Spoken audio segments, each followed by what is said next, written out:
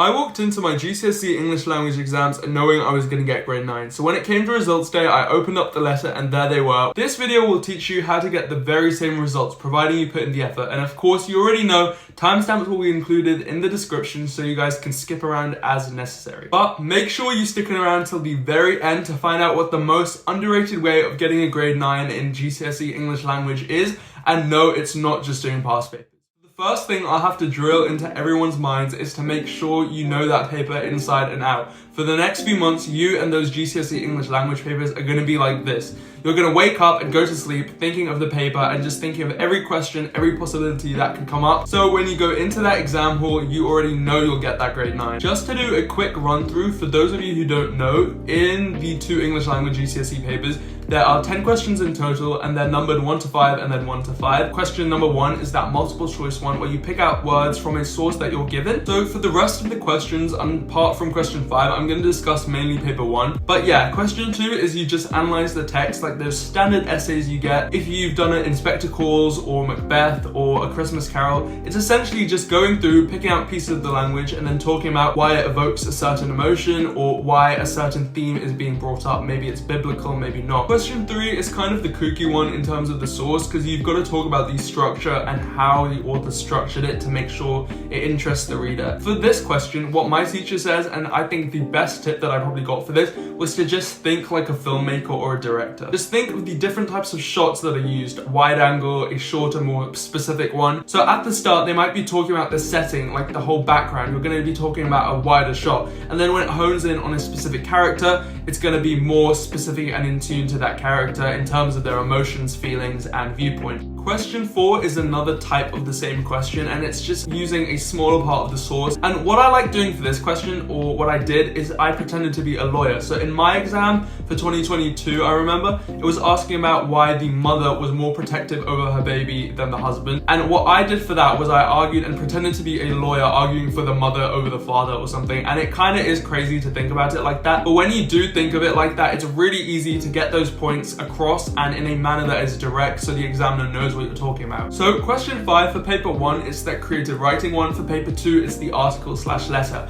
What I find normally is for people who are more creative, they tend to do really well in the story writing, but then for the people who are more analytical, of course they do better in the news article. But you guys cannot do that. You have to make sure you smash both of them. So tip number 2 is that you have to drop all your friends, because the only friends you're going to have from now until the exam are all those anaphora, sibilants, alliteration, onomatopoeia. And what I mean by that is you want to know all those key terms inside and out. You want to know the definitions of it, so when it comes to the source that you're given, you can pick them out really easily, highlight them, underline them, and then be like, yes, that is exactly what I have to analyze. And what you want to make sure is when you do that the examiner, it's really easy for them to pick out the parts that you've analyzed so that they can say, okay, candidate 9259 is doing super well, I'm just going to give them that grade 9. And that's what you want to try and aim for that second tip, is just knowing all those key terms like anaphora, sibilants, and stuff like that. Number 3, the only resource you'll ever need. So of course, YouTube has so many different teachers willing to teach you stuff about English and so many other subjects for free. And I'll link some of these like YouTubers down below so you guys can check them out. But what I will say is if you're willing to pay that extra bit more, and I'm not talking about bribing the examiners,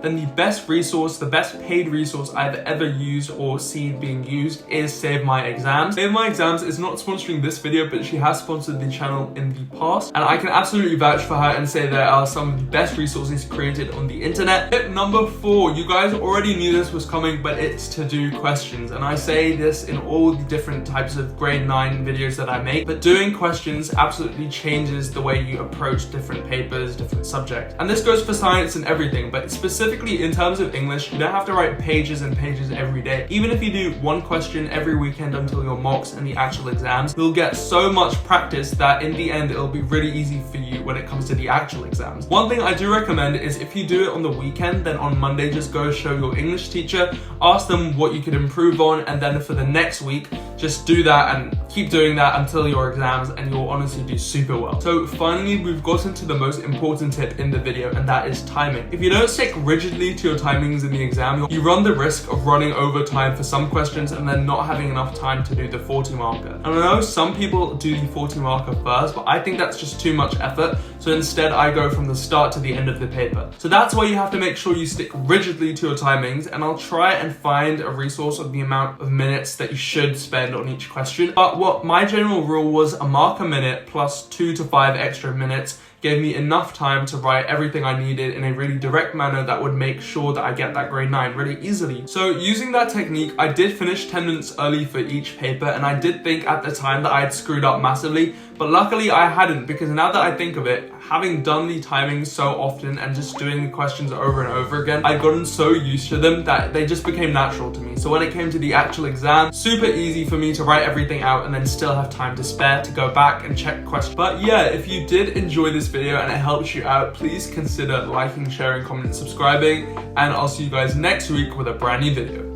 Bye for now.